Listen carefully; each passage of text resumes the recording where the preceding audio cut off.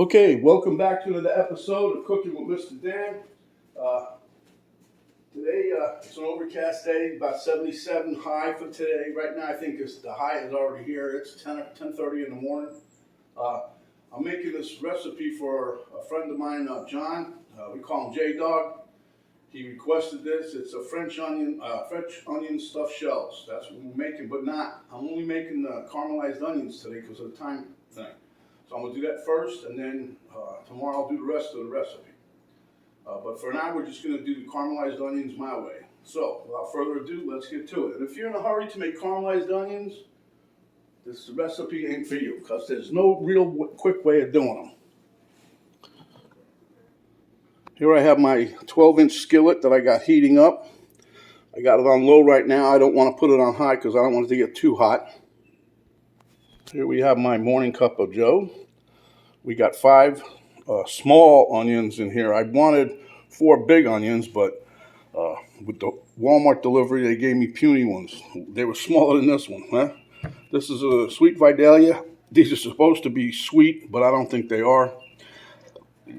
This here is butter. We're going to put most of that in the pan. Let me show you how I cut up the onion, and we'll get down to it. Okay, so there's numerous people out there tell you how to cut onions. I just cut it my way. I've been doing this for I don't know how many years, and it always works. I haven't cut myself yet, but there's always a first time for everything, So I don't want no real big stringy pieces, so I cut mine in half. Some people just cut them in rings, but I think that makes the onion too well, especially if you had some of those extra large onions that I usually get from Sprouts. That would give you pieces like yay long, This ends up being bite-sized pieces. That's really good. Besides of that, we're going to stuff these in tomorrow's recipe. We're going to stuff them in some stuff. We're going to stuff them in some pasta shells. So then I just cut them as skinny as possible. I can get them a little thinner, but when you get down to the end like that and it starts getting a little wobbly, just take it, turn it in, and start again. Watch your fingers, have a sharp knife, The dull knife is when it gets you, because that thing will slide off something that you're trying to cut. Okay. And this recipe, this caramelized onions, I'm only using the butter, and that's basically it. Maybe a little salt and pepper towards the end, or towards the middle, I should say. It helps pull some of the moisture out. But anyway, there's your onions, see? And then what you do is you put them in the pan, and as you're cooking them, they'll break up into little pieces, you see? Small, itty-bitty pieces. So, without further ado, I'm going to put you onto the other side of the room here. Okay, I believe my pan is hot enough. So what I'm going to do, I never throw a whole chunk of butter or whatever in there. I always cut them up. It seems to me like it melts a little better. Now make sure you guys have if you're going to use a cast iron skillet, make sure you have some mitts, because this is hot, as you can see. I'm actually going to lower this even more. That's only on 3. Okay, but I'm going to put a little olive oil in here also. That helps. What that does, that helps the butter from burning. We don't want no burnt butter. So I'll put a little drizzle here of olive oil. As you can see, that's not even a teaspoon. All right.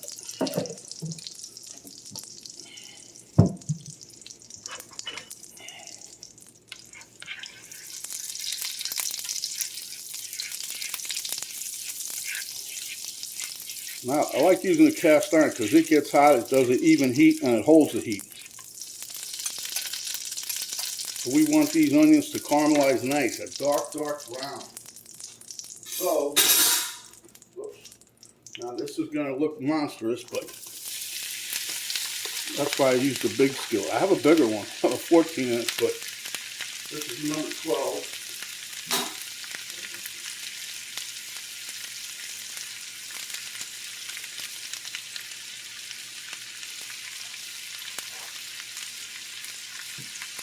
And what we want to do is, once you get your onions in there, scatter them about a little bit, break up the pieces that are still stuck. You want to try to get little shreds is what you want, see? Now, I know you guys think this is a lot of onions, but if you stay with the video, you'll see. These are going to render down and you're going to have just one little pile. But that's good. We need these for, we're going to be stuffing these into the shells, mixed with some cheese and other stuff. So you guys will like the total recipe. But I'm just showing you this because a lot of people like caramelized onions. They're great on hamburgers. They're good on a meatloaf. They're good by themselves. You can have them with eggs. I've had them with eggs before. Okay, so there you go. We'll let that sit for a few, and we'll be back. Okay, it's been probably 4 to 5 minutes, and the onion's releasing a lot of liquid, which is normal. As you can see, they're starting to get really soft, and they're starting to change a little bit of a color, but this is not even close yet. Okay. This stuff's going to look like candy when we're done, huh?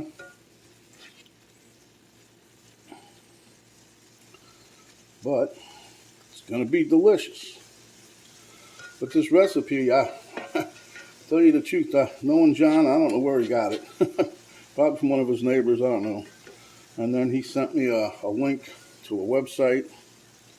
But he says he likes it, so he said, would I make it? So I'm making it. That's what I do for a lot of people. They ask me to do something, I just go ahead and cook it. I like cooking it. But I think this is going to be a good recipe. Penny said she'll take a little chunk of it, not much. But anyway, we'll be back in a few minutes. Okay, we're about 10 minutes in. And as you can clearly see, these onions are getting darker. Okay. I also turned up the heat a little bit on here, trying to evaporate some of this water, staying ahead of it. There are some people, I was reading that they actually, they'll cook it to this point here when there's a lot of liquid in it, and they'll pour off the liquid and then put it back in the pan. I don't know why, but I think it's just, because to save the liquid, because that's good. That's like liquid gold, that onion juice.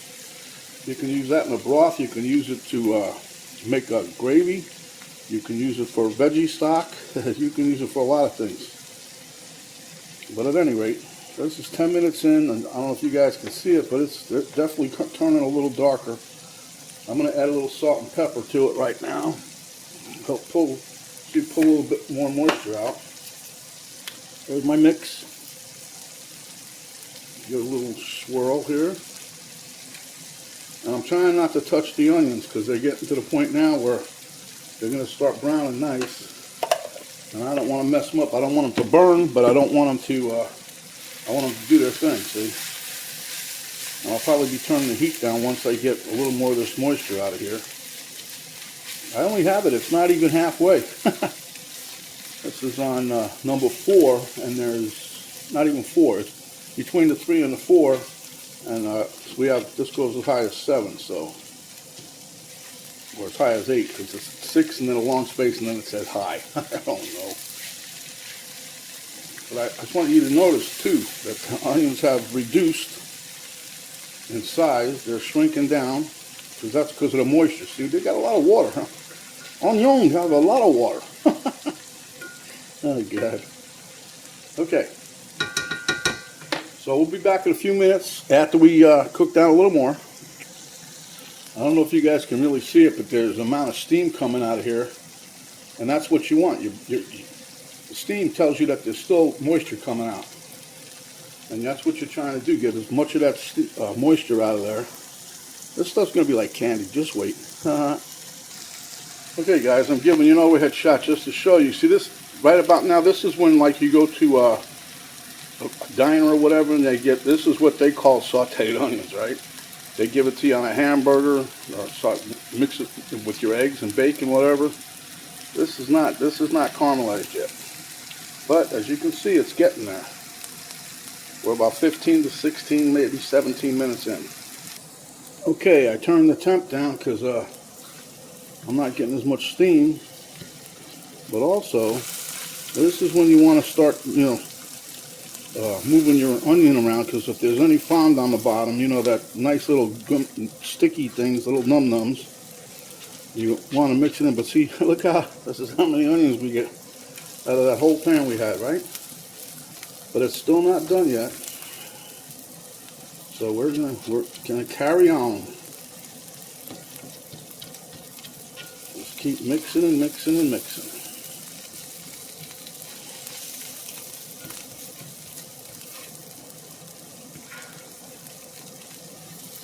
Okay, we'll be back. It'll be done in a few minutes. Okay, it's been about 27 minutes, I guess. But they're just still not quite where I want them, but they're getting there. But I gotta, you gotta keep stirring them now at this point, because you don't want everything to stick. And see, now they're way darker than we started, but I want to get them a little darker if I can. But what makes them what gets the darkness here is the sugar from the onion. The onions have got a sweet, huh?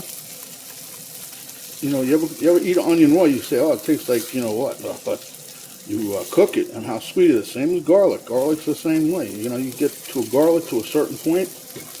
That's why garlic, it don't take long, especially the minced stuff. Once it hits, like I think I've read or something, 148 degrees, 140, somewhere in there, that's when the aroma kicks in. And you don't want to cook it more than a couple seconds, because then you burn it and it tastes like what. So, but this is probably close enough for government work here, because we're going to be mixing this with something else anyway. But I'm just going to give this a quick little fork here and see what we got.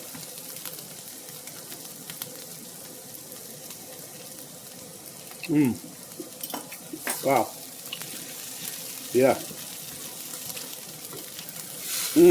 That's that's on the spot. That's spot on, whatever you want to call it. So I think I'm gonna call this done for now, because this is going to be part of a recipe that I'm going to do tomorrow for like I said, for John, J-Dog. You got to take a picture of this and send it to him. Say, be ready to chow tomorrow. See, now I'm going to do another recipe for Penny's dad sent her something, and she wants me to do that today too. So I got to do what the boss wants, right? Okay, so there you have it, guys. This is my caramelized onion for the recipe for tomorrow. It's looking really good. So total time, let's just say it took about 35 minutes. It's not even that yet, but by the time I get done messing around with this, it'll be about 35 minutes. Now, you guys can say, oh, you can do it quicker if you have to turn the temp up.